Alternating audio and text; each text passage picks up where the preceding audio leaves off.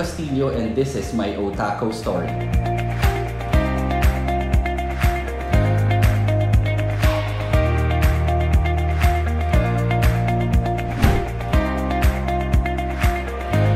Ang unang branch ni Otaco ay located sa Barangay Gente de Leon, Valenzuela. Nag-start kami noong January 2020. Well, as we all know, si Takoyakis hindi pa siya ganun ka-well-known sa country natin. So, bilang isang food lover, gusto ko siyang simulan dito ipakilala sa mismong bansa natin para yung mga tao natin, mga kapwa natin Pilipino, makatikim ng world-class na pagkain tulad ng takoyaki.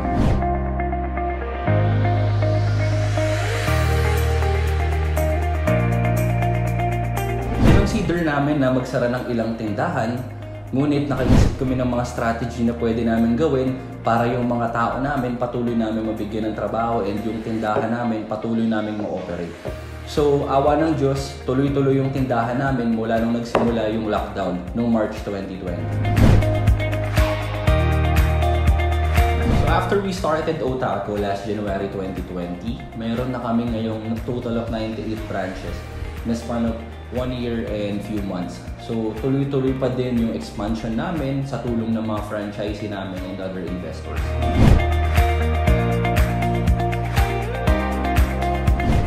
Well, marami kaming mga challenges na naranasan nung kasagsagan nung lockdown.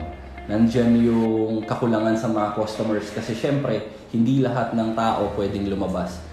Nandiyan yung challenges ng mga supplies natin. Siyempre, hindi lahat ng shipment mula sa Japan dahil doon nanggagaling yung musil ng produkto namin, dumarating sa Pilipinas. So, ang ginawa namin doon is, una, nag-boost kami ng delivery system ni Otaco sa mga tindahan namin. Nang sa ganun yung mga customers ni Otaco is hindi na kailangan lumabas ng bahay para matulungan din namin yung mga empleyado namin at yung mga riders namin na kumita din. Pangalawa, pagdating sa mga suppliers namin, we don't just settle in one supplier. So, naghanap kami ng multiple suppliers all over Metro Manila para ma-provide niya yung mga kailangan namin sa mga raw materials ni Otaco. Well, kasi sa pagpaprocess ng franchising ni Otaco, ginawa namin yung mga pinakasimpleng bagay para ma-avail mo yung franchise. Kasi merong ibang mga brand na sobrang komplikado bago ka makapagpa-franchise. So sa amin, we simplify everything para mas mapadali kaming makipag-communicate sa mga investors or franchisee. And aside from that, syempre, we always make sure na yung sinaserve namin na product is served at its highest quality. Meaning talagang sobrang sarap and babalikan ka ng mga customers. Nang sa ganun, we build our branding through our product para yung mga tao na nakakatikim, magkakaroon sila ng interest sa mismong produkto namin.